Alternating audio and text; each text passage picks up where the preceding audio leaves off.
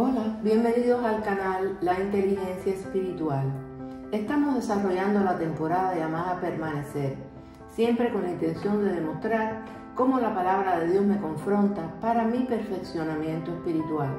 Para este estudio he realizado una revisión sistemática, sintetizando las evidencias disponibles en estudios primarios, Biblias en diferentes versiones, Biblias de estudio, diccionarios, que me han permitido sintetizar y realizar los estudios bíblicos con la ayuda del Espíritu Santo, que hace clara la verdad de la revelación escrita.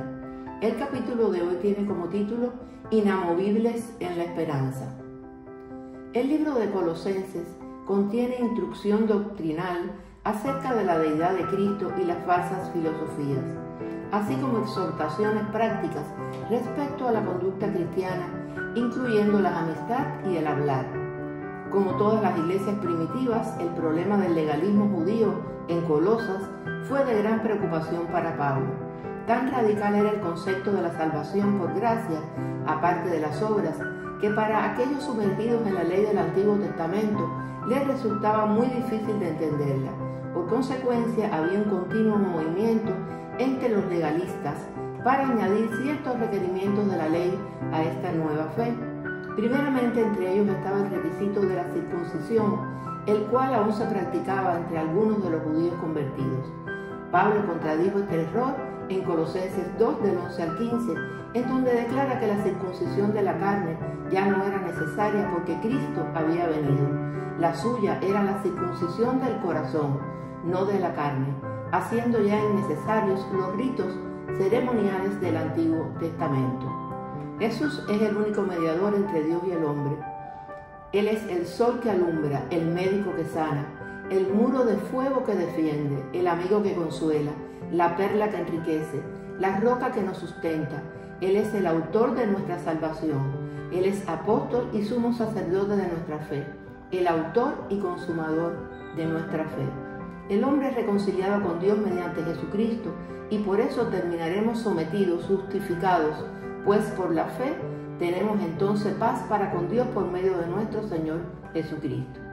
Reflexionaremos en esta porción de la Biblia en Colosenses 1, del 21 al 23. Y también a ustedes que en otro tiempo eran extranjeros y enemigos, tanto en sus pensamientos como en sus acciones, ahora los ha reconciliado completamente en su cuerpo físico por medio de la muerte, para presentárselos a sí mismos santos, sin mancha e irreprensibles, siempre y cuando en verdad permanezcan cimentados y firmes en la fe, inamovibles en la esperanza del Evangelio que han recibido, el cual se predica en toda la creación debajo del cielo, del cual yo, Pablo, he llegado a ser ministro. Reconciliar significa cambiar o intercambiar. Su uso en el Nuevo Testamento se aplica a un cambio en la relación del pecador con Dios. El hombre es reconciliado con Dios cuando Dios le restaura a una relación correcta con Él mediante Jesucristo. Los extraños se refiere a los alejados, a los cortados o separados. Antes de ser reconciliados, los seres humanos estamos separados por completo de Dios. Los incrédulos odian a Dios y aman las malas obras. Dios aborrece a todos los que le hacen iniquidad. Los insensatos no estarán delante de tus ojos. Aborreces a todos los que hacen iniquidad. Destruirás a los que hablan mentira. Al hombre sanguinario y engañador abominará Jehová. Salmo 5, del 5 al 6. La muerte de Cristo pagó el castigo pleno por el pecado de todos los que creen e hizo posible la reconciliación. Los que han sido reconciliados preservarán en la fe y la obediencia, porque además de ser declarados justos, han sido convertidos en una nueva criatura.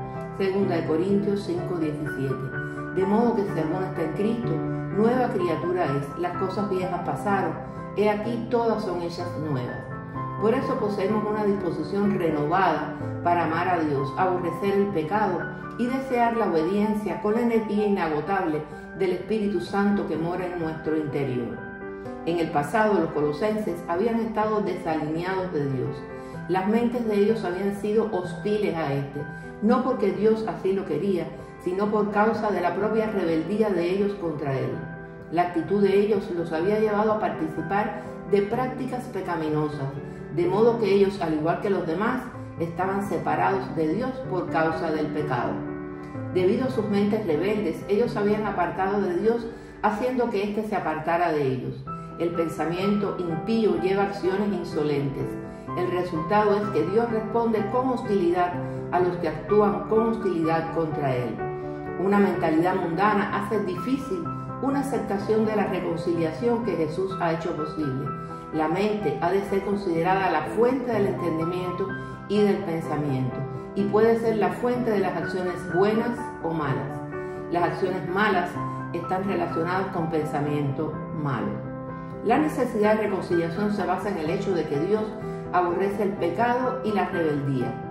Si los hacedores de maldad continúan obstinadamente desechando su voluntad, Él los aborrecerá a ellos también y no los amará más. Su ira permanece sobre los que no obedecen a Jesús y no siguen la verdad de éste. Efesios 5:6. Haced morir pues lo terrenal en vosotros: fornicación, impureza, pasiones desordenadas, malos deseos y avaricia, que es idolatría, cosas por las cuales la ira de Dios viene sobre los hijos de desobediencia, en los cuales vosotros también anduvisteis en otro tiempo, cuando vivían en ellas. Colosenses 3, del 5 al 6. Fueron dos cosas las que se lograron por medio de la muerte de Jesús.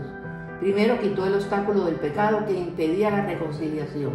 Y segundo, por su compasión y amor, Él proporcionó el motivo para que los que eran enemigos en su mente llegaran a ser amigos de Dios. La justicia de Dios impone como requisito que el pecado sea castigado. Debido a que este requisito fue cumplido por medio de la muerte de Jesús, Dios está preparado para recibir a los que obedezcan a Jesús. En la medida que Dios ha hecho su parte para reconciliar a los pecadores consigo, estos deben cambiar sus actitudes de hostilidad y buscar la reconciliación. Pablo mencionó el propósito de la muerte de Jesús: para presentarnos santos y sin mancha e irreprensibles delante de Él, en su cuerpo de carne por medio de la muerte, para presentarnos santos y sin mancha e irreprensibles delante de Él, como dice el versículo 22.